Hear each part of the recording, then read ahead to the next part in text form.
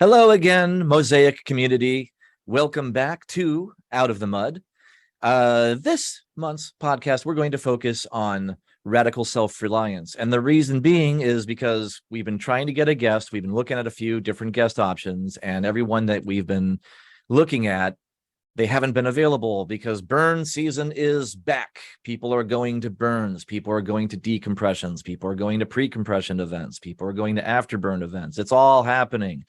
At the time of this recording, Transformus is in progress, winding down. So there are all kinds of burn events going on. It's hard to get people.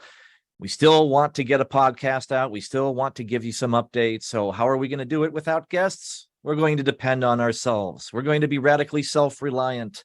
And I am being radically self-reliant with my co-host, Corvus. Hello, how are you doing, Corvus? Good seeing your face again.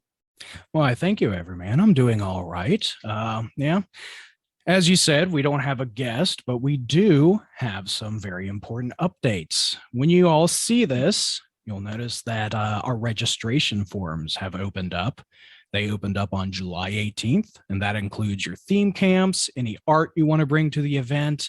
If you want to be with Conclave, if you're a fire spinner or whatnot, forms for early entry, pretty much the registration forms of, anything you can think of that needs to be registered. Those opened up on the 18th. We also had the what, when, where submission. So if your theme camp has some kind of, program or an event or something that you're throwing on for everybody else, and you want to make sure that the burn community knows when that's happening, where that's happening, and what exactly is happening, that would be in the what, where submissions. So that happened as well. Now, originally, we were going to have the art grant applications deadline on July 18th, but that has now been extended to July 29th, Friday.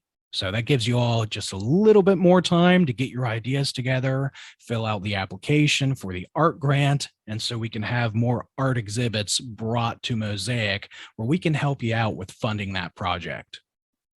A lot of people aren't aware of that, and that's why we've been promoting that so heavily this year. We always get a few submissions. We've already gotten a few, but we did get requests from some folks saying, well, I'm not going to be able to make that deadline. I'm kind of going paycheck to paycheck, and I need a paycheck more. Well, so we're giving you a couple more weeks to do it. It's a give or take situation here. It's a pro and con. If you extend that deadline, then artists have less time to get that money, right? Because we wait until that deadline is up and then we start sending that money out. So we're kind of meeting in the middle here and extending it a couple more weeks. The art grant leads, we're fine with it. So we're not going out too much further, but gives you a little extra time there, another paycheck or two, and some time to gather some materials and your ideas together. We appreciate that. And as far as the what, when, where is concerned in relations to this theme for this podcast, radical self-reliance, it is something that as somebody who leans a little bit more on the introverted side, as I do, I tend to depend on the what, when, where to see like what activities are going on at the event so that I don't feel as though I'm intruding on people's theme camps. And speaking of various guides that might help you with the burn, if you go to our website, mosaicexperiment.com, and you look in the prepare section, you might notice that we still have the 2021 FAQ and survival guide, but the 2022 updates are coming soon. We're going to be working on those very soon this month and get that out to you as soon as possible. So in forms of radical self-reliance, you'd be able to refer back to the survival guide if you've not been to Mosaic Experiment before, and the FAQ to get a little more information about what you need to do to prepare for our event this year. And check that out. These are things where if you've got a question and you're about to go to the Mosaic Experiment Facebook group or Instagram page and ask the question, it's probably already answered. It's probably already there. And you might find one that isn't. That's great. That's actually helping us. So please ask those questions that we're not addressing. Chances are other people are going to want to know the answers, and maybe we just don't have it listed there. So you are helping us. I always say, it's not just a small handful of leads organizing this event. It's the entire community organizing this event. It takes the entire community to put Mosaic together. So we're just the crazy ones who want to burn all year round. So we're just a lot more invested in it. but it doesn't mean that you're not invested at all. We really need the community to step up and help us out. Yes, we're looking at the survival guide ourselves. Yes, as organizers, we are certainly looking at the frequently asked questions and updating it and modernizing it to 2022, but we need your help. And if you see some mistakes on there, we're looking at these same words year over year, and we're just starting to gloss over. A fresh pair of eyes really helps us out. So we really appreciate if you did that. Just give us some extra tips, give us some extra feedback. There's always room for improvement. Now, if you have any suggestions for the survival guide or what should be included in the FAQ and you want to let us know your ideas, you can go ahead and email us at promotions@mosaicexperiment.com. Or if you check out the survival guide or the FAQ and you see a specific department that you think needs to be notified of these changes, you can find their emails there in the lead position section. And that's the best thing to do. If there's questions that you have as far as fire spinning, or having a burn barrel that's not addressed there, we've got an email address for that, just going specifically to that department. Questions about parking, taco@mosaicexperiment.com. But they're all listed on the leads position page. If you just go to mosaicexperiment.com, that's all there. But we would appreciate that feedback. We're doing as best that we can. We haven't gotten those pages updated yet because everybody has just been so darn busy.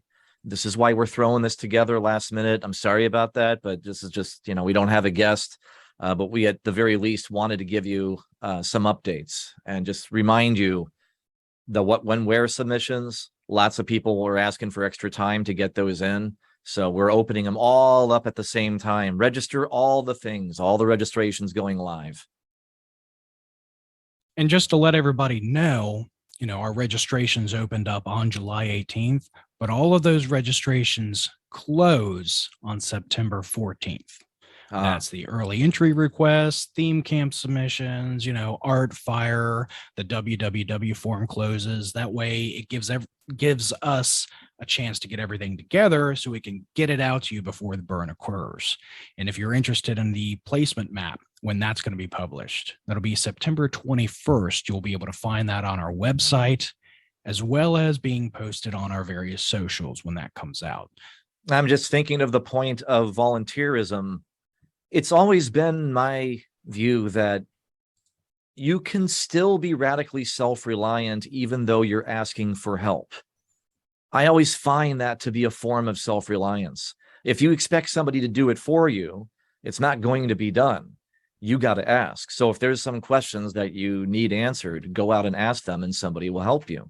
But I think as far as the organization, this event, asking for volunteer help, we can't have this event without volunteers. I consider that the principle of participation. This is another way of participating with Mosaic. You could just be a volunteer for the greeters. You could be a volunteer for gate. You could be a ranger volunteer. You could step up and be a leader with the team leads if you have a real passionate interest in one of these various departments. But it's self-reliant for us to be asking you and to be giving you these opportunities and notifying you of these different departments that you can join, because we need you. And I don't think it's not self-reliant to ask, but we don't expect you all to step up. We're telling you that we really do need your help. And I know that it is volunteerism, it is work, but we're all volunteering all year round, and we're putting a lot of work into this, and none of us are getting paid. We just love this burn so much, and we love this community so much. You're so important to us that we are going through this. We're recording this podcast right now without necessity. We never had to start this. That's right. Corvus puts a lot of hours of work into editing this. We put a lot of hours of work into arranging with guests, finding guests, scheduling time with them. We spend many more hours recording these things than you ever actually see, because we want this to be quality content for you. We don't want to give you just garbage you can ignore. We want to give you something that will enrich you, that will get you interested and excited in the burn, or will inform you as to how you can participate in this burn. To inform you about what regional Burning Man events are all about if you've never even been to one, because that is important to us also. We want to see this community grow. We want to foster the kind of community that we think Burning Man is all about. So we're just leading by example and showing you how we burn. but we need people to burn with us, or this burn Mosaic experiment cannot take place. Yeah, you mentioned the volunteerism. We've talked about that quite a bit, and people might be asking, how do I go and volunteer? How can I be radically self-reliant? To find out about the different volunteer positions that there are, go to our website in the volunteer section. If you hover over that, we've got "How can I help?" and click that. You've got every single department that we are needing volunteers for, a section about that department, and then an email to contact that department lead. Now go down to the bottom of the page here, and we've got the sign up page that opened up on July 1st. So volunteer signups are open now. Please go over to the volunteer section of "How I Can Help" and read through and find a department that you think that you can be, the best fit for, or that you can contribute to make our Mosaic experiment, your Mosaic experiment, a better experience for everyone, and go ahead and sign up for a shift or two. Thank you, Corvus. There are some leads of departments that we have been interviewing on this podcast, just to give you a better idea of what those departments are like if you want to volunteer for them. We had Cheese Fairy on, our volunteer coordinator, talking about volunteerism a few episodes ago. We've had Squeezy and Zoe from the Gate telling you what it's like to be a Gate volunteer, and also letting you know what it's like going through the Gate and how to prepare for going through the Gate. So coming back around to radical self-reliance, we've got that defined in the 10 principles where, Mosaic experiment is encouraging the individual to discover, exercise, and rely on their inner resources. There's not a lot written there, and I think we can probably dive in more into what radical self-reliance can mean to a person. I'm sure everybody defines it subjectively and stuff, but what does radical self-reliance mean to you, everyman? See, some people think it's you must completely depend on yourself. And if you don't do it on your own, then it's not going to be done for you. And to an extent, that is true. If you don't bring food, you do not assume that you are going to be fed. If you don't bring water, don't assume that people are going to give it to you. People would probably, out of the goodness of their own hearts, ensure that you don't starve, but you are now inconveniencing them by not bringing your own food. So when I think about this radical self-reliance, it's one of the things that makes burns vastly different from festivals. Because when you go to a festival, you can just take $10 out of your wallet, or I don't know, $20 these days, just to get a sandwich at one of those vending stands. You could buy a water, you could buy whatever you need at these things.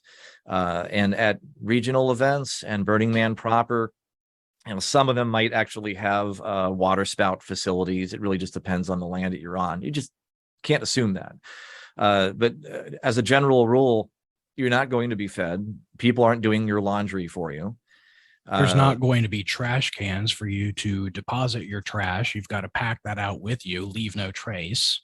Leave no trace, which ties right into that radical self-reliance, I think, rather handsomely. I say all of the 10 principles very much interact with each other. You can't take one without the other 9. If you think hard about it, they all piece together very nicely. But radical self-reliance and leave no trace, those go together hand in hand. That's the other thing that I think really makes burns distinct from festivals, is there are no trash cans. You can't buy food, you can't buy water, and there's no trash cans. You pack it all in, you pack it all out. That's all on you. Some events have, you can make a donation, and they may have dumpster space available on your way out. That's what Lakes of Fire did. And they're doing it that way because they're trying not to inconvenience the community, because a lot of people leave with their garbage bags and they go to the first dump site they see and they throw it all there. And that greatly inconveniences that spot. So in a sense, this is the burn being radically self-reliant by providing the dumpster option where you make a donation to the local fire department in order to use it. There's a lot of controversy around that. And like Corvus said, there's no one answer as to how you perfectly define radical self-reliance. It's a little bit different per person. But I do see that as, yes, in that sense, I must provide everything that I need in order for me to be comfortable and for me to be happy. I need all that stuff. I need sunscreen because I can't stand getting sunburned. I'm very fair skinned. I need sunscreen. I can't depend on others to provide that for me. I need to eat a couple times a day. I need water. If you like drinks, bring drinks. If you like seltzers, bring seltzers. Bring whatever it is you like. You need a tent big enough to stand up in. Get a large tent. Think about that kind of stuff. If you're brand new to camping, even there are people that discover Burning Man culture and have never camped. So Burning Man is your introduction to camping. I'm telling you. It's a bit of an extreme way to go camping for the first time, but kind of was for me. Other than when I was a little kid, I camped a lot then, but then there's a long span of time in which I didn't. And then I went to Burning Man proper. And that was the first time I camped since I was a young teenager. So would you say it was a bit of a baptism by fire, so to speak? It was a baptism by fire and water. It rained that year. Quite a bit in the Black Rock Desert. It rained quite a bit, and I was caught in the middle of it, not ready for it. Nothing teaches you self-reliance so fast, and it does tie into immediacy also. Then when you go to a burn for the very first time, and you can read all the things there is to read, but there's no substitute for actually being there. Things happen that you're not mentally prepared for at times. Sometimes there can be extreme weather events that you never counted on. Be as self-reliant as you can. And that the FAQ and the survival guide tell you a lot and teach you a lot about what you should bring and what you should prepare for and what the things that you should think about. It can't cover absolutely every single thing. I encourage you to look at some people's packing lists. We may already actually have one on the website, like just some mock packing, like some generic packing list. If not, that's a great thing to throw up there. But people in the community have different packing lists. If you Google this Burning Man packing list, there's just hundreds of them. Scan some of those. Not everyone is going to apply to you, but there may be some items in there where I never thought about chapstick. Yeah, I mean, you won't need a bottle of distilled vinegar to wash caustic sands off of you if you were in the Black Rock Desert. But as our website would say in the survival guide, a tarp. Often it rains a lot at Mosaic, and your equipment, even if it's marked as waterproof tent, might be good to invest in a tarp just to make sure things do stay waterproof. Especially if you're a DJ and you're bringing in DJ equipment. Even if you're not a DJ, if you're bringing projection, if you're bringing lights, any kind of electronics, at Burning Man, your enemy is dust. Dust gets into absolutely everything. At Mosaic, your enemy is moisture. If it's not raining, it's humid.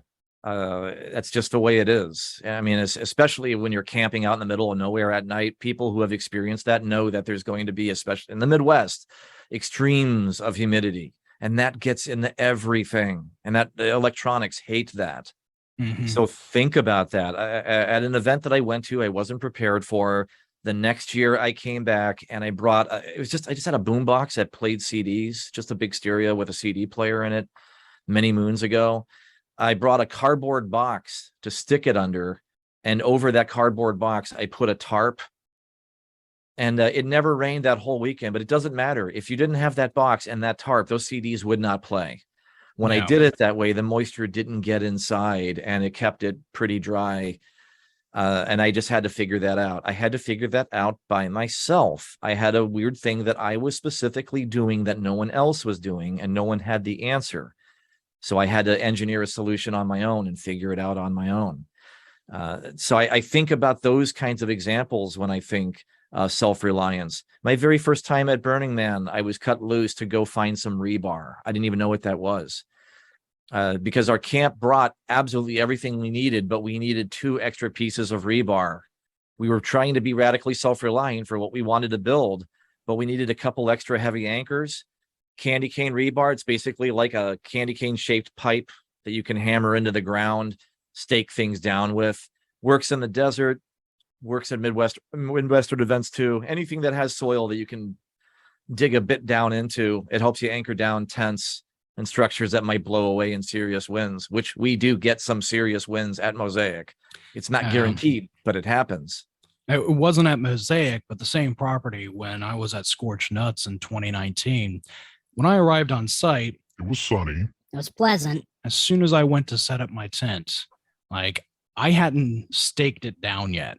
The first step that I did was to put the tent poles into it, and I was going to go outside and stake it down afterwards. Big mistake on my part, because right then we had a pop-up thunderstorm with extreme winds. I don't know if you remember that Scorch 2019 on Thursday afternoon when just that pop-up thunderstorm happened. It maybe lasted about 25 minutes. I do. I remember it very, very well. I was inside my dome tent, didn't have the rain fly on yet, and I was holding on to the center of both of those tent poles and just hanging from it because the winds wanted to lift me up off the ground. Throw me off the top of the hillside. I had to be radically self-reliant in providing dead weight to hold this thing Oh my down. goodness. So that was my experience with that. And I learned my lesson when I came to Mosaic, the following fall. Whereas when I arrived on site, I started setting up my tent. The first thing I did was stake it down, then putting the tent poles in. And, going back to, you had mentioned for the people with, electronics, it's not only the electronics, but if you have something like art that you're wanting to exhibit, again, moisture will most likely be your enemy. So bring a way to keep your art dry so you can present it through the entire weekend if we get some rain during that time. Oh, we could even kick this up a notch and say, keep your clothes dry. Yeah. You should have some plastic, when you're at Home Depot or Lowe's or whatnot, you see those real big giant plastic tubs and you wonder what in the hell they're for. This is the situation where they're for. This is where you put your dry towels, your dry socks, your dry underwear. The bulk of your clothing should really go into a plastic tub because you don't really know if your tent's going to get flooded. Yeah, that's true. There's a lot of areas at slope camping or whatnot. You'll do everything in your power. 40. Everything that you can. Everything that you can think of. Try to do things that You don't even think of. that go beyond. That's why you get the bit, why am I doing this? Sometimes you do these extreme things not for the reasons you can think of. You're doing them for the reasons you can't. Yeah. Yeah. It's almost military levels of preparation for these the tent that I had at Mosaic, I had the rain fly up on it, but then I had a 20-foot tarp that was over top of that. And of course we didn't get any rain until we were all leaving on Sunday, which it was the moment I took the tarp off the tent is when it started to rain. It was waiting for you. Yeah, but when I had that tarp on there, if it had rained during that time, all of the things I had brought with me would have stayed dry. Those that were at Mosaic 2019 will have remembered the great big wings that I had brought, and they were made out of like cotton cord. So it was all macrame together. If those had gotten wet, it would have been a nightmare. They already weighed about 35 pounds. There's no way I would have gotten them dry, would not have been able to wear them, wouldn't have been able to present them as the art exhibit that I had created for the experience. So that would have been a mess. It would have been a mess. I know you were concerned, and you mentioned later on about them catching on fire as well. There's lots of risks. This is the thing, is be prepared for the possibility as an artist that sometimes, this is true in all the years I've ever gone to Burning Man. Sometimes you're planning something that doesn't go the way you planned because of a weather event, because of a transportation event, because of a packing event. It was all fine. And then like some big box went on top of something fragile that cracked it. And this thing that I wanted to do on Wednesday midweek, I can't do now. Unless somebody has a spare one or two. Sometimes you just can't do the thing that you wanted to do. Yeah, you reminded me of the transportation. Oh my goodness. Mosaic again. This goes back to our being radically self-reliant. Serpentine belt broke on my car. I'd meant to get there when gate opened up the first day, but the belt broke on my car. Having to limp it to an auto zone that was about halfway between my house and Rutland. Oh God. So every minute and a half I had to stop and put new fluid in God. in the car to get it to an AutoZone, and I didn't have the tools. I didn't have all the money I needed to get the proper tools. So with a flat-headed screwdriver in the parking lot of an AutoZone, I had to be radically self-reliant in replacing my serpentine belt just to get to the event. Oh no, now people are gonna think, well, this radical self-reliance sounds like a lot of work. This sounds like a lot of hard work. It doesn't sound fun. Here's the thing: is you bring everything you need so that you can do everything you want. That's fun. Yeah. No one And- else knows exactly what it is you want to do. You know best. You're allowed to ask for help. You're allowed to put a team together. You're allowed to build your own theme camp. If you have a big art installation in mind, you might need a lot of help building that. You can find people to help build that. You just have to ask. You are the one responsible for putting it together, but it gets to be exactly what it is you want. That's fun to me. Yeah. And not only that, but, going back to my experiences, while they might have been frustrating during the time, it provided an opportunity for growth, an opportunity to learn more, not only about what I was doing, but more about myself and what I'm capable of doing. So, in a roundabout way, that makes the future more fun. That's the key, is this remembering that self-reliance, as any other principle, is tied into the other 9. There's a lot of emphasis on the self. There's radical self-expression. This builds the community to me. This is how you can express what you want the way you want. And the way you want comes from the self. You're reliant on the self so that you can express the way the self wants to express. There's so much of that. And when it doesn't go your way, there may be a way you can improvise around it. You may be able to lean on someone else to reinvent your idea. So it may not be exactly what you wanted, but it's what you needed to happen. It just ends up being an art project that was something that you shared with somebody else. Now it's their project. It's the community's project. That's the beautiful thing that happens at Burns to me. I'm not necessarily eating the stuff that I thought I was going to eat. Sometimes I bring the food that I'm going to eat and someone else feeds me, and I wasn't expecting that. That's the immediacy thing there. But I brought food just in case I needed it. That's the self-reliance. Then somebody camped next door to me said, I just ran out of food and I'm starving and I don't want to go find another camp. Hey, I have leftover food because someone else fed me. Why don't you take this? Gifting. And that person was self-reliant because they asked me, do you have anything? Because I'm starving here. So these are self-reliant enough to ask. They did say they burned through their food really quick, or they just weren't expecting to eat as much as they did. They misjudged. Or maybe something spoiled and went bad. We understand that happens. Mistakes happen, and communities will pull together there for you. Just like the rebar example. Again, that is the radical self-reliance aspect of going to a burn. It's trying to teach you about yourself. What is it you need to truly be comfortable? Think about that right now. That brings us to another important thing that you all need to be radically self-reliant and including in your packing list, and that is water. Yes, we're not in the desert, but it's recommended you bring at least 2 gallons of water for every day that you're going to be on site there. Yeah. And just to be sure, bring a couple more. Trust me, you will go through it. Don't just think about drinking water. Don't just think about that. Think about washing with water. Think about showering with it. You might not be bringing the whole shower. What's that? Think about, washing your plates, washing your vessel. If you need to rinse that out, you're going to need water.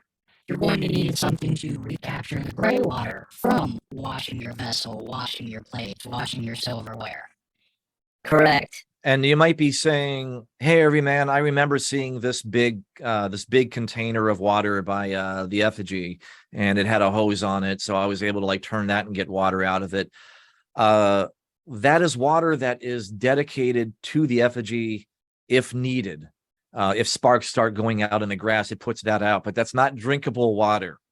Yes. There is a neighbor that donates that specifically for a very specific purpose. For putting out fires and little flames and sparks. It's not drinkable water. We're not saying stay away from it because it's just for the fire. We're saying stay away from it because it's not safe to drink. Yeah, that was our way as an organization to be radically self-reliant in providing fire safety for the Correct. burn. Is you got to think about this. I know we keep asking for help. We talk about volunteerism, but this is how the event is self-reliant. This is how we keep ourselves a community. A festival pays people to work and sell things and maintain the event. We don't do that. It's all community based. It's all volunteer and participant run. You are the ones who help us leave no trace. And it's fun doing that with the community, working together with that community to keep things clean, to keep the land clean, to help each other out with our projects. It's okay to ask for help, be self-reliant.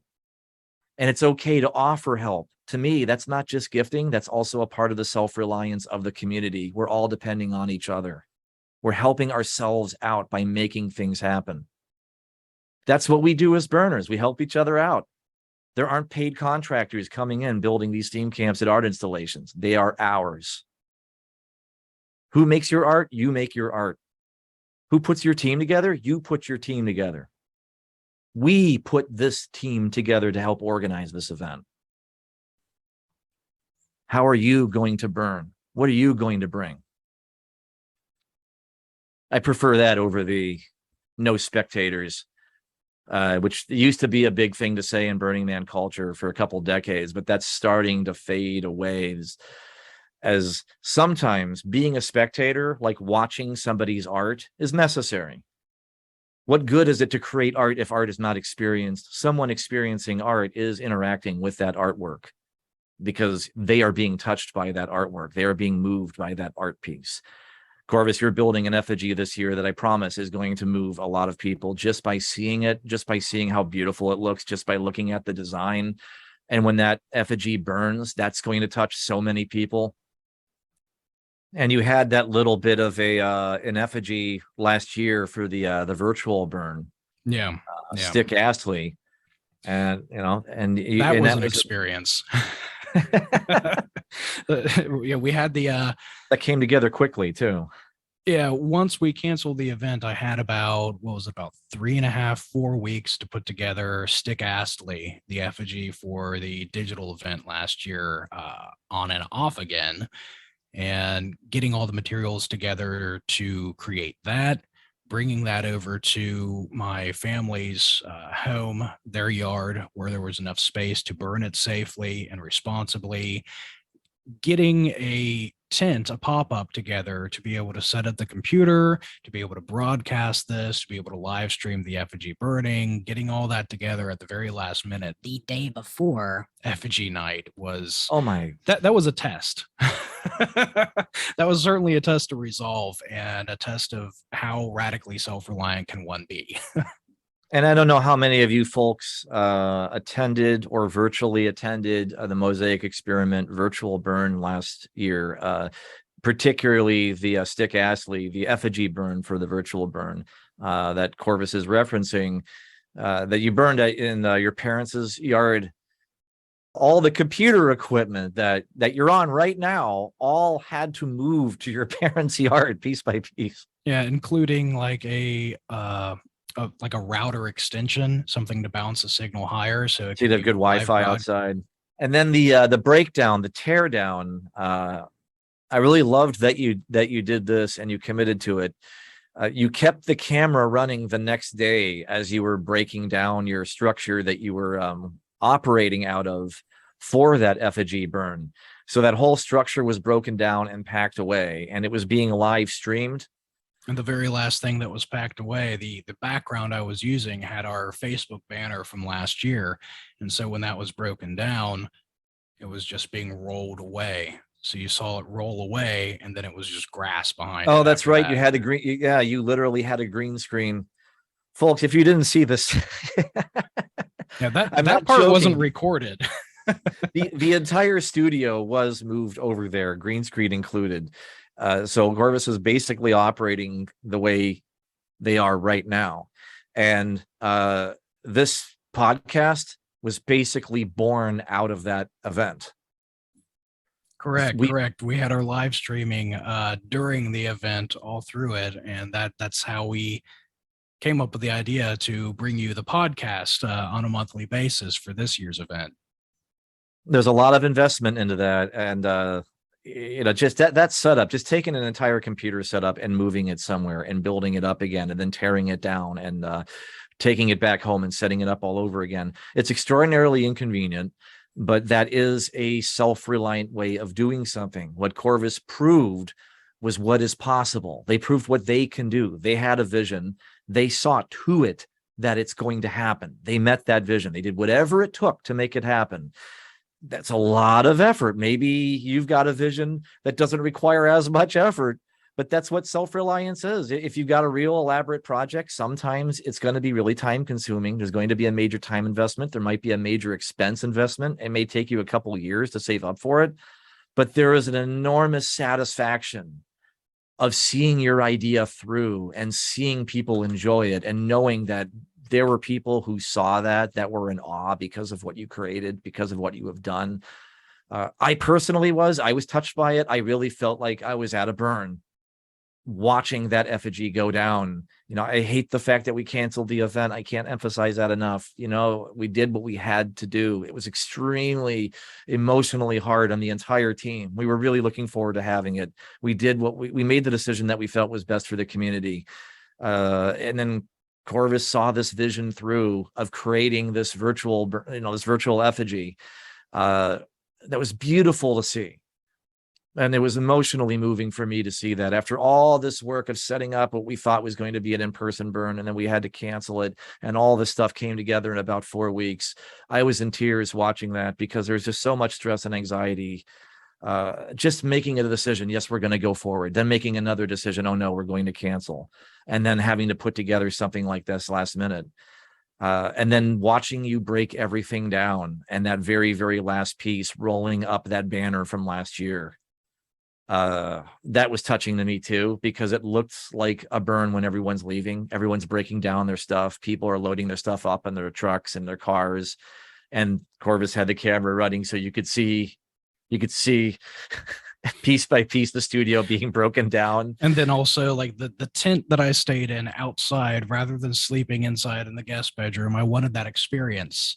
I set up my tent. I set up all my sleeping area, my clothes. You turned it into a burn. A lot of you did that. A lot of you camped in the backyard, or we had a lot of theme camps that did that as well. I remember seeing theme camps get on to the Discords, and to the Zoom meetings that we had, the little Zoom hangouts, and entire theme camps were celebrating together.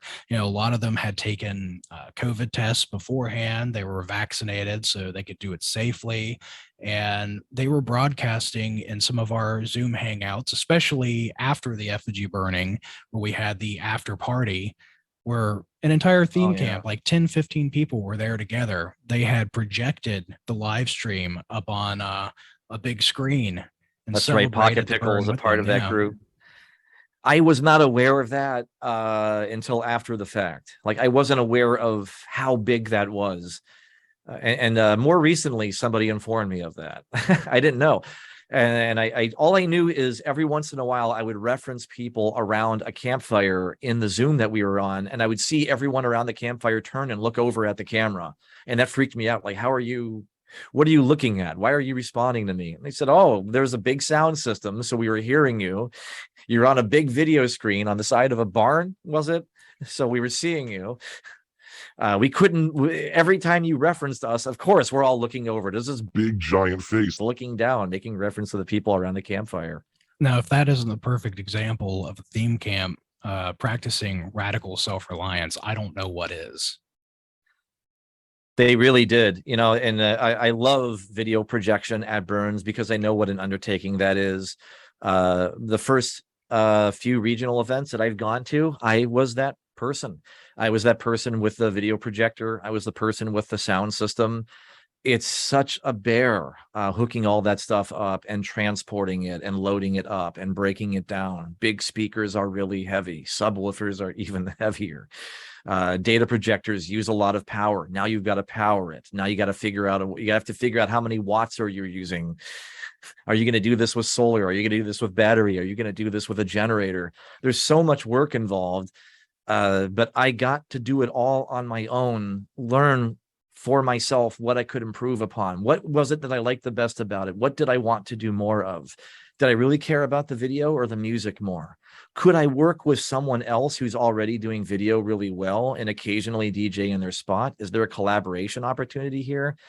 You don't know that if you don't know people, but you start getting to know people when you start doing projects of that scale. Yeah, and I actually have a request of the community. If somebody does have video projection equipment and would like to be a part of bringing the vision of this year's effigy to life, there is a video element to this year's effigy that I would like to present with it. So get in contact with me. Promotions at mosaicexperiment.com or through the Facebook. I'm sure most people in the community already have me on their Facebook, or they know me through the Discord. But I would like some assistance with bringing the video element to life for this year's effigy. And this is Corvus being radically self-reliant, doesn't have this video projector, already has an idea of what they want to do and what this is going to look like. This is where they stop. But there's something they want to add to this. There is a video element, and they're looking for somebody who's willing to donate the use of this video projector if you've got one.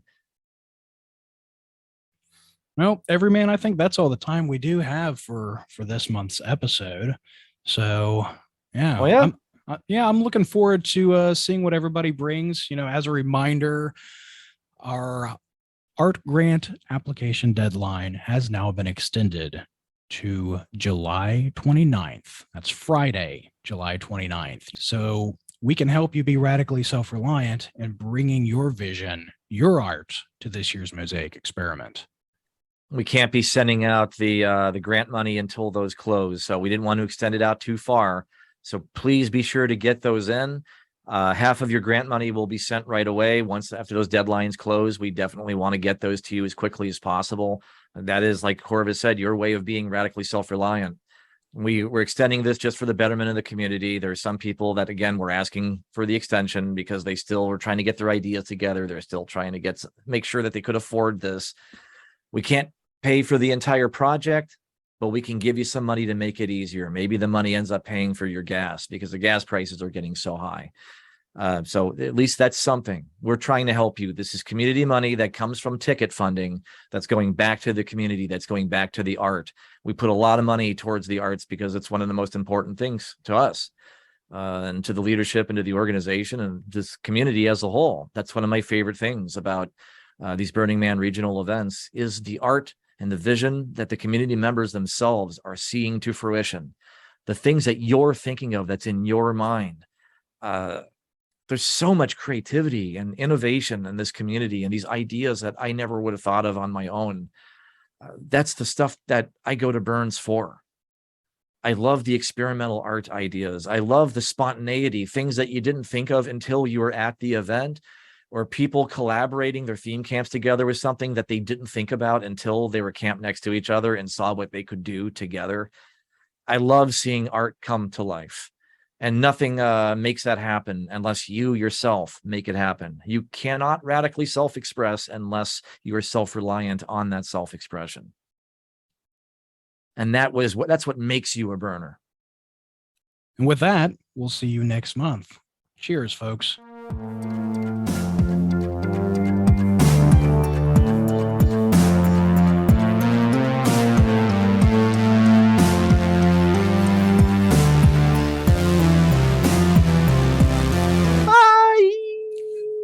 This is a good time for a Muppet to run around me. Bye.